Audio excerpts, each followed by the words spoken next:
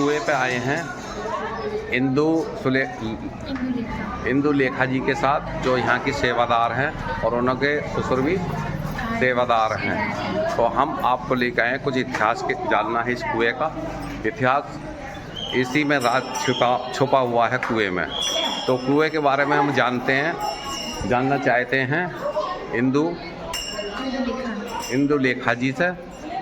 तो चलते हैं इंदु लेखा जी के पास, तो जानते हैं यहाँ का इतिहास। तो चलिए हरि तोमर के साथ।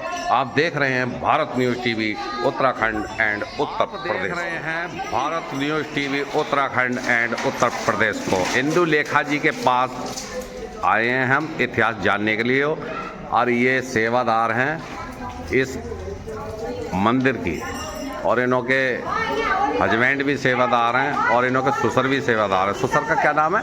पंडित योगेंद्र दीक्षित। तो नोट कीजिएगा आप।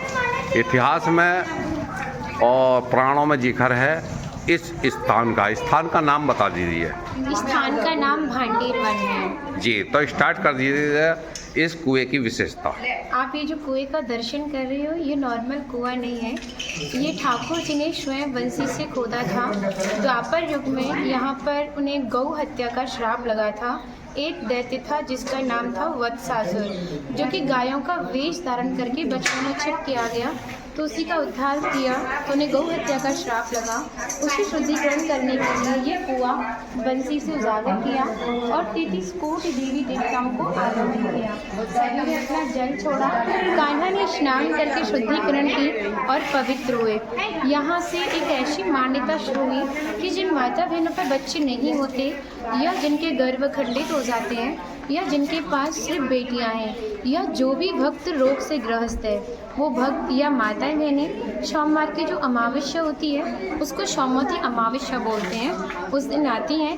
कुएं के अगल बगल कुंडियाँ बनी, उसमें स्नान करती हैं और गाय के गोबर से स्वास्तिक बना के अपनी मनोइच्छा का फल प्राप्त करती हैं। उस दिन जो कुएं का जल है वो दूध में बदल जाता है, क्योंकि जो हमारे भगवान विष्णु हैं वो क्षीर सागर में निवास करते हैं। तो उस दिन उनका भी आगमन होता है। उन्हीं के प्रभाव के कारण पानी आज भी दूधियापन में बदलता है। और इसका एक श्लोक आता है कि तस्मिन् के स्नातो भांडीर को नियतो नियताशनम सर्व पाप विनम्र मुक्त इंद्रलोक सागस्ती। जो भी भक्त इस भांडीर कूप में स्नान करता है, आचमन लेता है, छींटे लगाता है, वो सभी पापों से मुक्त होकर इंद्रलोक को चला जाता है। राधे राधे। तो ये हमने इंदु लेखा जी से बात की, कुएं का इतिहास जाना, और आप देख रहे हैं भारत न्यूज़ टीवी उत्तराखंड और उत्तर प्रदेश को। और हम अगला जो हमारा स्टार्टिंग है या पॉइंट है हमारा विवाह स्थल का है। तो इंदु लेखा जी के साथ चलते हैं विवाह स्थल की तरफ। लेखा जी से हमने यहाँ का कुएं का इतिहास जाना, तो सनातन धर्म को संदेश जाएगा और बहुत बड़ा संदेश जाएगा। और आप देख रहे हैं Bharat news TV Uttarakhand and Uttar Pradesh को हरि तोमर के साथ। तो दूसरा इतिहास हम जानना चाहेंगे भगवान श्री कृष्ण जी और राधा जी का विवाह स्थल। ये वही जगह है जहाँ विवाह स्थल यानी कि श्री कृष्ण जी ने मांग भरी थी राधा जी की, और इसमें ब्रह्मा जी का आशीर्वाद रहा था। तो चलते हैं इंदु लेखा जी के पास और जानते हैं यहाँ का इतिहास। आप देख रहे हैं Bharat news TV Uttarakhand and Uttar Pradesh. तो चलते हैं, लेके आए हैं इंदु लेखा जी के पास। तो जानते हैं कुएं का हमने इतिहास जाना, अब हम जानते हैं विवाह स्थल का इतिहास। तो इंदु जी बताइए। श्री राधे। मैं ब्रजधाम भांडीर वन से इंदु लेखा, इसी भांडीर वट की सेवायत, जहाँ पे राधा कृष्ण का विवाह हुआ था। अधिकांश भक्तों को पता ही नहीं है कि राधा कृष्ण का कभी विवाह भी हुआ था, लेकिन श्रीमद् भागवत जी को छोड़ के अनेकों ग्रंथों ने राधा रानी के विवाह का प्रमाण दिया, जैसे गर्ग संहिता, स्कंद पुराण, ब्रह्म वैवर्त पुराण आदि गर्भ पुराण। अनेकों ग्रंथ हैं जो राधा रानी के विवाह का प्रमाण करते हैं। लेकिन जिस भांडीर वट के नीचे आप खड़े हो, ये श्रीमद् भागवत जी में प्रमाणित है भांडीर वट। इसका एक श्लोक आता है कि बृहंतो बाहि मानस्य चार यंत्रस्य गोदनम भांडीरकम नाम बटम जम्बू कृष्णा प्रोगमा। कृष्णकालीन में यही भांडीर वट इतना विशाल था कि 4 योजनों में फैला हुआ था और वृंदावन तक शाखाएं थी। तो पिछले टाइम में पुल नाव नहीं होते थे। ठाकुर जी इसी भांडीर वट की शाखाओं पर चढ़ के यमुना महारानी को पार करते थे। और मान्यता बताई जाती है कि ठाकुर जी की जो 9 लाख गाय थी वो यहाँ बैठ के विश्राम करती थी। तो माताएं जो भी प्रसादम रखती थीं सभी ग्वाल वाल एकत्रित होकर दोपहर का भोजन लेते थे। भांडीर वन में सबसे बड़ा विशेष फल प्रसादी का भी बताया गया है। जैसा कि आप कभी ब्रज में भ्रमण करने के लिए जाते हैं तो मधुकरी की बहुत अभिलाषा होती है, क्योंकि ठाकुर जी ने ब्रजवासियों से टूक मांग के पाए थे, इसी का नाम दिया था मधुकरी, जो कि आज भी संत ब्रजवासियों से भिक्षा कर जो भोजन मांग के पाते उसी को मधुकरी कहते हैं। तभी शास्त्रों में बताया कि जब तक ब्रजवासी की कृपा नहीं होगी ठाकुर जी की कृपा बड़े दूर की बात है। और ऐसी भी मान्यता दी जाती है कि आप कभी किसी विवाह में जाते हैं तो बिना प्रसाद के नहीं आते, आप तो लाडली जी की विवाह स्थली आए हैं। यहाँ पे राधा कृष्ण में मल्ल युद्ध हुआ था, उसमें तय किया गया कि जो भी हारेगा उसको भंडारा करना होगा। ठाकुर जी हार गए थे श्री राधा रानी से, तो ग्वाल वालों के साथ मिलकर यहाँ पे भंडारा किया। उसी के नाम पर इस स्थान का नाम भांडीर वन पड़ा। और सबसे विशेष बात तो हमारी राधा रानी ने कहा कि जो भी भक्त गुप्त वृंदावन आएगा वो मोक्ष को प्राप्त होगा। तो कान्हा बोले तुम इतनी बड़ी बात को कह रही हो, लोग पाप करेंगे सीधे दौड़े भांडीर वन चले जाएंगे। तो हमारे लाडली जी ने कहा नहीं कान्हा, जिस पर हमारी विशेष कृपा होगी, जिसके प्रति हमारा भक्ति भाव सच्चा होगा, भक्त हमारे विवाह में उपस्थित होगा। यानी जब राधा रानी का विवाह हुआ था तो अनेकों जीव विवाह में उपस्थित था, पर मनुष्य रूप किसी का नहीं था। तो भक्त अपने आप को कीड़े मकोड़े, घास फूस, पतझड़, पक्षी इत्यादि मानते हैं। जो भक्त उनके विवाह में उपस्थित थे उन्हें भक्त की पहचान है कि वो कई बार वृंदावन आते हैं, जब जाके गुप्त वृंदावन आते हैं और डायरेक्ट नहीं आएंगे, बीच में माध्यम ज़रूर रहेगा। सारा श्रेय उसी माध्यम को जाएगा जो आपको ऐसे दिव्य स्थान पर पहुंचाएगा। और जो भी भक्त भांडीर वन में प्रवेश करता है, यहाँ की प्रसादी पाता है और एक रात्रि निवास करता है, वो इस ब्रज गौलोक धाम से ठाकुर जी के गौलोक धाम में जाता है। विवाह का वर्णन गर्ग संहिता के 16वें अध्याय में दिया था कि ठाकुर जी 2 वर्ष के थे, नंद बाबा लेके आए थे। मौसम अच्छा था, लाला के प्रवेश से ही बहुत तेज़ तूफान आ गया, मौसम चेंज हो गया। फिर तूफान भी शांत हुआ, एक तेज प्रकाश उत्पन्न हुआ जिसमें से राधा रानी का आगमन हुआ।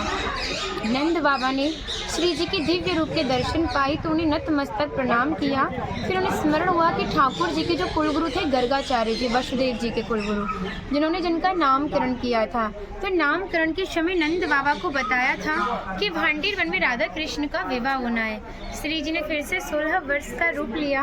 बाबा बोले लीलाली अपने प्राणनाथ को संभाल, जो तूफान आयो, जाते 9 लाख गाय इधर उधर हो गई, उन्हें ढूंढ के लाता हूँ, और जो तेरा मनोरथ है वह पूर्ण करके लाला को घर पहुँचा देना। इतना कह के बाबा आके प्रस्थान करते हैं। तो लाडली जी ने ही ठाकुर जी को किशोर रूप धारण करवाया।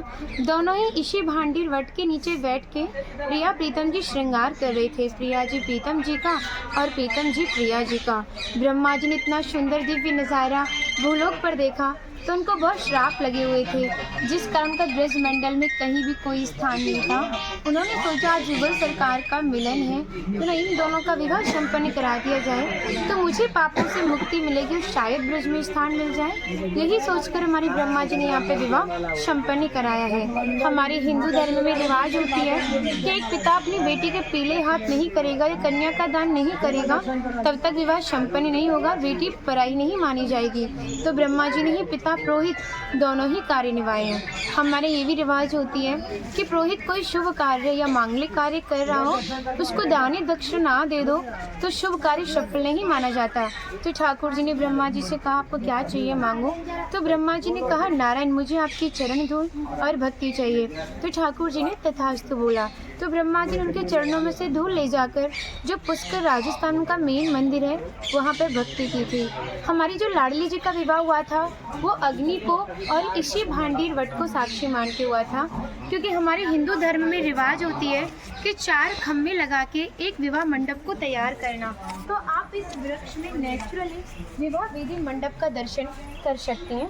आ जाइए।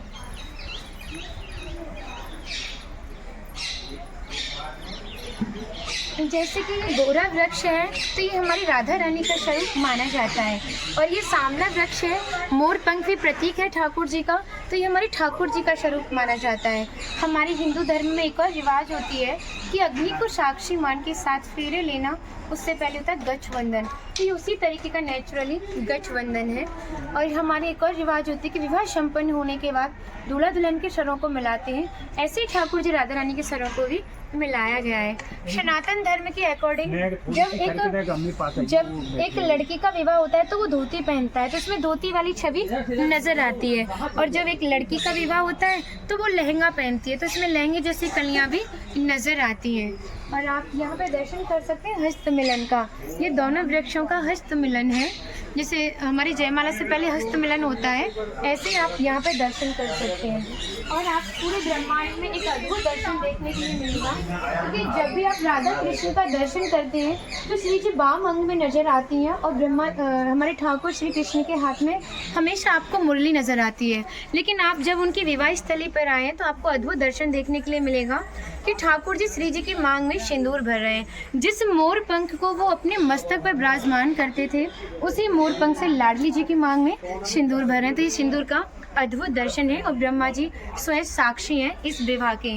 और आप इधर दर्शन करेंगे कि विवाह मंडप है, जिसमें आप अग्नि प्रज्वलित कुंड का दर्शन कर रहे हैं, जो कि पौराणिक है। आप यहाँ पे दर्शन करिए। और लेकिन जो स्तंभ मंडप है ये निर्मित है, क्योंकि बहुत से माता भाई बहनों की इच्छाएं होती हैं कि जहाँ पे राधा रानी का विवाह हुआ है वहाँ पे हम अपना भी विवाह संपन्न करें, तो वो माता भाई बहनें अपने यहाँ पे विवाह संपन्न कराते हैं। और आप यहाँ पे दर्शन करेंगे कि लाडली जी वाम अंग में है और ब्रह्मा जी साक्षी हैं, तो यहाँ पे फेरों वाला दर्शन है। जैसा कि मैंने आपको बताया कि जब श्री जी ठाकुर जी का भांडीर वन में प्रवेश हुआ था तो मौसम बदल गया था, तो नंद बाबा डर गए थे और इसी भांडीर वन की आड़ लेके छिप गए थे। मान्यता बताई जाती है कि जिस जगह वो छिपे थे आज भी वहाँ पे राधे श्याम नाम के दर्शन होते हैं और ठाकुर जी की छवि नजर आती है। तो आप ये दर्शन कर सकते हैं राधे श्याम। यहाँ पे ठाकुर जी का मुख नज़र आता है, ये मोर पंख है, ये आंखें हैं, नाक, खाना, मुंह, ये मुरली, ये कंधे, ये बैठा हुआ काना नज़र आता है। और आप यहाँ पे दर्शन करेंगे ठाकुर जी का, राधा रानी और ठाकुर जी का स्वरूप है। यहाँ पे अद्भुत दर्शन है। ठाकुर जी राधा रानी की जयमाला हो रही है, ब्रह्मा जी उनकी जयमाला करा रहे हैं।